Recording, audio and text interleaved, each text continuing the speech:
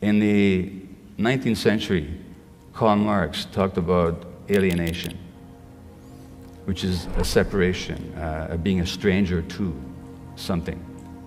And you're an alien to something. And Marx said there were four alienations in this culture. One is we're alienated from nature.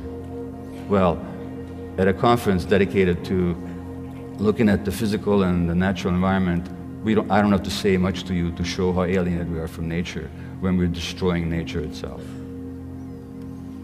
The second alienation is from other people. And that means we have less contact, we have less intimacy, we have less trust. We have less of a sense of relationship. And that, of course, as I've shown you, leads to increased propensity to illness, physical and mental. We're alienated from our work. A lot of people no longer do work that has any meaning to them. And that means that, and since human beings are productive creatures, we really are created in the image of God. We're meant to create. When we do work that's not creative, that doesn't reflect who we are, that imposes depression, anxiety, a sense of meaninglessness. And when we have a sense of meaninglessness, we'll want to substitute that sense of meaninglessness or that sense of meaning that we've lost by all kinds of other activities, and then we get all hung up on how we look, or how people feel about us, what we can obtain, what we can possess, what successes we can achieve. In other words, all the false substitutes which cannot possibly compensate us for the lack of genuine meaning. And of course, what this society does, it sells us a lot of products that substitute for that loss of meaning. In fact, much of the economy is based on a loss of meaning in our culture. Finally, and most importantly, we become alienated from ourselves. Now, let me ask you a question here, and I'm going to ask for a show of hands. How many of you had the following experience?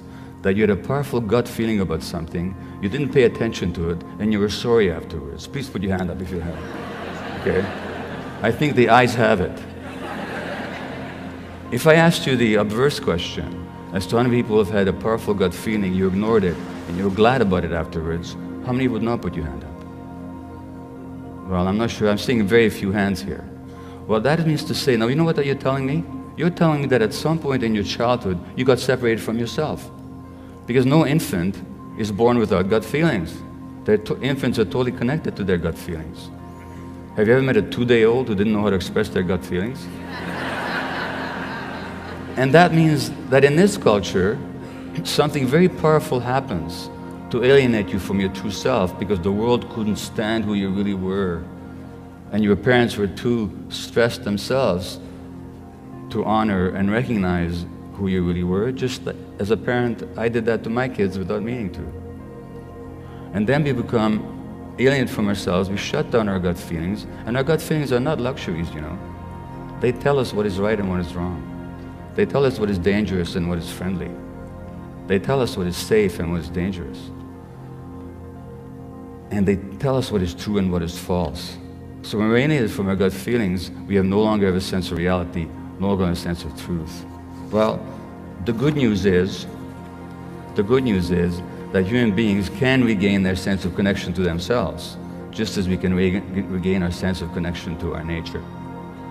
And empathy, which is a genuine human quality, is in us. We're actually wired for empathy. Even rats are wired for empathy. When you stress rats in the laboratory by shocking their feet with electricity, they're more stressed watching other rats being shocked than when they're shocked themselves. Their stress hormone levels are higher. That's our nature as human beings. So contrary to the myth in our culture that we're separated, individual, aggressive, competitive creatures, we're actually wired for empathy, wired for connection, wired for love, wired for compassion. So really, to move forward, all we have to do, not an easy task, but it's certainly available to us, is to get back to our true nature. Thank you.